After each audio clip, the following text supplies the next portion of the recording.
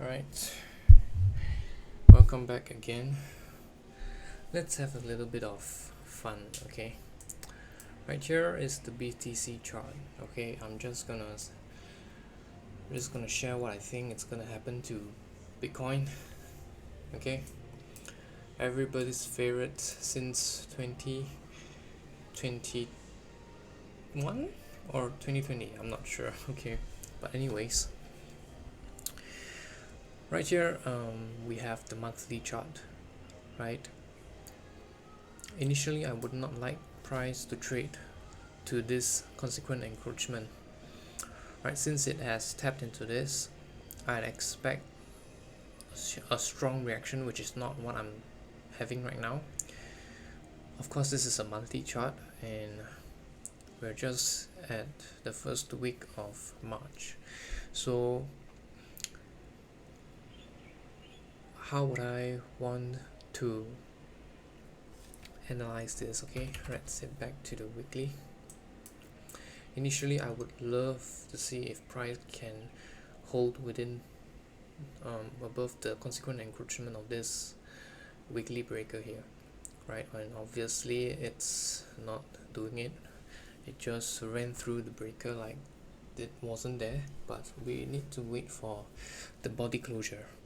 Okay, as long as the bodies can close within the breaker, then I think it's still valid, and if it doesn't, then I think this is just gonna probably go to shit. Okay, so on the 3 months chart, okay, quarterly chart right here, this is what I love about Bitcoin, because you can gauge from a higher time frame, right? For cryptos, I usually use daily, weekly, monthly, and quarterly. I do not even want to look at the lower time frames, right? Sometimes I do not even look at the daily time frames. Okay, it's just weekly, monthly, and quarterly. That is what I love about crypto, right? It's pretty straightforward, pretty easy, because they tend to consolidate a lot before a mega expansion. That's what I noticed. Okay, so anyways, we have tapped into this quarterly CB right here, right? This BC right here should have held, but as you can see, this closed right here. It closed, I think, below or right at, oh, it closed below the consequent encroachment of this BC right here. So this already is not a good sign. Okay, it's not a good sign of sponsorship here, because if there is sponsorship here, then preferably would not like to see closures below the consequent encroachment. And furthermore, this is a higher time frame chart, so it should be more sensitive.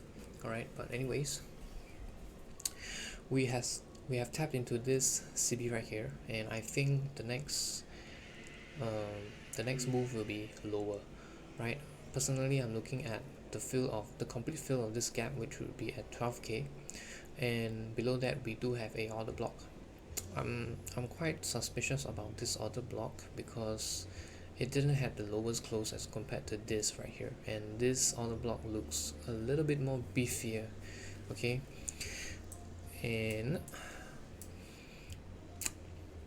I think I would like to see the open of this order block here as well, around 6,000. And I think if we were to take out the relative equal lows right here, that would be 3,000. We do have gaps below, and I think we have more gaps below. Okay, right here there's another gap, right? So over here there's another gap, 1,008. So yeah, that's what I'm looking at for BTC. Okay, seems pretty bearish. Right here is like an institutional order flow entry drill, right? Just tap into it by a little bit, leave the majority of the gap unfilled, and move lower. Okay, this would most likely be a power move. Okay, so let's see what it does. Okay, the obvious liquidity is obvious. It's clearly this equal lows right here, relative equal lows, right? You can see these lows here, relative equal lows. This is a very good liquidity pool. Lots of players were long Bitcoin all the way from many years back, okay, had not even taken out one swing low, one major swing low on the way up, okay. So during the year of 2022, this was the first time a major swing low was broken. So I expect a strong correction for BTC, for Bitcoin. Okay, so on the monthly level, pretty clear. This should be the next draw on liquidity, okay, which will be around 13 to 12,000. We'll see if price would like to have a reaction here, but if not, I'll be looking at this order block. Okay, on the monthly, this was the last order block that took out the sell side before moving up. So this order block is valid here on the monthly, only on the monthly. Okay, that would be right around 9,000. So let's see if we get any reactions above, in this on these levels here. If by any means price manages to close below here, okay, below this, or maybe even this BC right here, then I'll be ultra bearish, looking for equal lows down here. So this is my fun BTC analysis, right? I don't really trade crypto, but I like to look at it. Okay, it's pretty interesting, right? So we have equal lows right here as well, relative equal lows. And if you look at Ethereum, yeah, if you look at Ethereum, I like to use Ethereum and BTC as SMT right here. So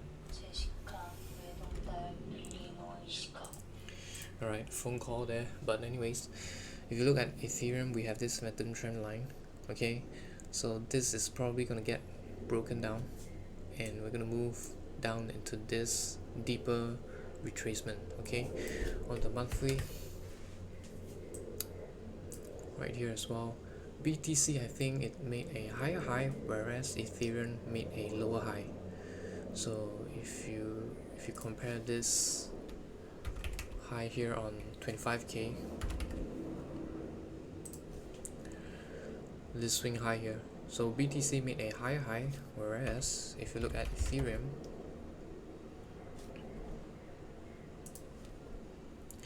lower highs right here. Okay, so this is a SMT. Any breakdown of this structure, I would see some strong retracements. Okay, for Ethereum, very clear as well. Right here, $80, equal lows. Right, at some point in time in the future, price is definitely gonna come here. Right, not sure how long it's gonna take, but this is my ultimate draw on liquidity for Ethereum. Right, it's too clean. It's way too clean. Okay, and let's head back to BTC. Let's see if we missed out on anything. Okay,